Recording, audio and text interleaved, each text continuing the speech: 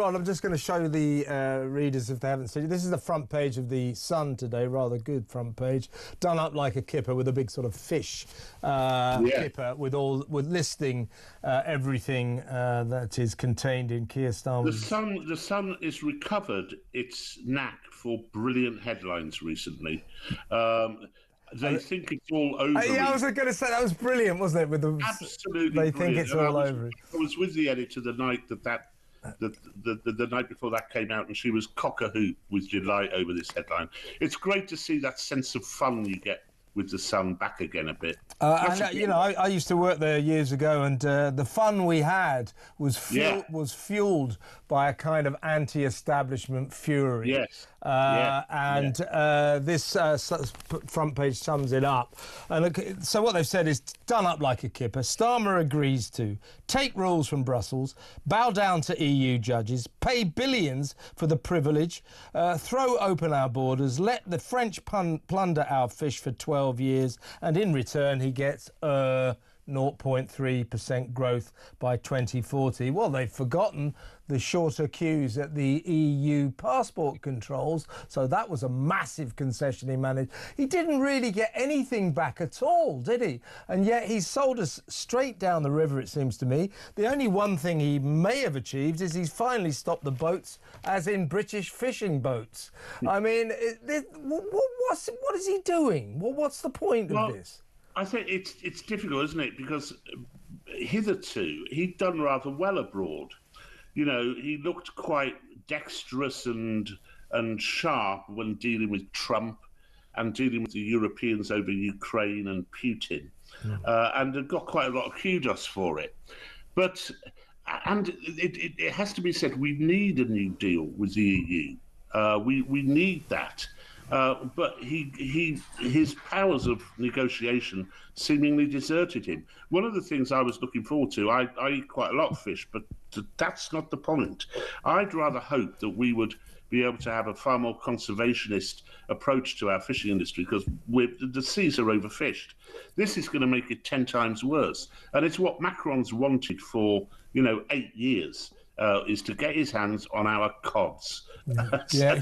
As you see, so to speak. But you heard what happened though, Rod. Was that we'd gone to the table, the British, Keir and the crew, on the assumption that they were going to agree to us giving them continued fishing rights for 4 years.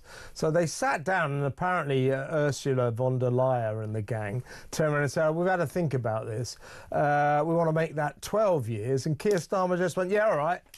Yeah. Well, he's the worst negotiator ever, isn't he? It's very, very bad negotiations, but it seems as if across all the subjects, Ursula had his bollocks in a vice. That's the best way I can put it. And turned. It's exactly what it was. And also, 12 years, please, Mr. Prime Minister. 12 years. Yes, sir. No. Well, here's the other thing. I mean, to illustrate what a bad negotiator he was, don't forget he gave this sort of press conference the night before, Sunday night, announcing we're going to do this deal. We're definitely going to sign a deal with the EU. Very pleased about it. It's the equivalent of, I heard somebody, it's not my analogy, but it's a good one. It's like the equivalent of someone walking into a second-hand car dealer and saying to the car salesman, before you start, can I just tell you, I'm definitely 100% going to buy a car off you. Do you see what I mean? That's the equivalent of what he did. Yes, it is. It's very bad negotiating, and what he wanted to do, it's all presentational, isn't it? He wanted to be able to claim he'd got a good deal before he even sat down to sign it, and clearly didn't look at the small print. Maybe actually he really wasn't across the detail. He knows all about Lucy Connolly, but he didn't actually see the small print. I think the fishing stuff will come back to bite him. even though we don't have a very large fishing fleet, it will really they're very telegenic, the fishermen. Yeah, they are, aren't they? Yeah, it's sort of fishing is totemic for this country. We regard it as actually much more important. They have a lot of supporters. Yeah, people. Sorry, go on. People instinctively support the fishermen, and they've been given a very bad deal here. Very bad deal. You see, I don't particularly object to the, I think it's going on too long, but to the youth visas for young people to come over here. I don't think they're not the people we're really worried about. But it's all the other stuff. Stop exporting your asylum seekers to Calais and thus to Britain. Give us a better trade deal and stop trying to force us to adopt your norms and practices that we don't want to. We're not part of you anymore. I think it would have been better if David Davis had been in charge of negotiations, frankly. Damn straight. Or David Frost, one of the proper politicians. Yeah. I mean, a last point for me, if you will, Rod. I mean, what do you think? What is going on in Keir Starmer's head, if anything at all? Because you know, I haven't detected any desire on the part of the British people to negotiate that Brexit reset. But he's gone into these negotiations as if he's got the hopes and the dreams of the British population behind him. But it's quite the reverse. Why is he doing this when he knows that 17.4 million people, and probably more now, don't want to be closer to Europe? Why is he doing what we don't want? I'm less sure about that than you, Kev, because I think Brexit's receded into the past. I'm glad we did it. There is a case for saying we need a closer relationship with the EU, particularly over stuff like defence.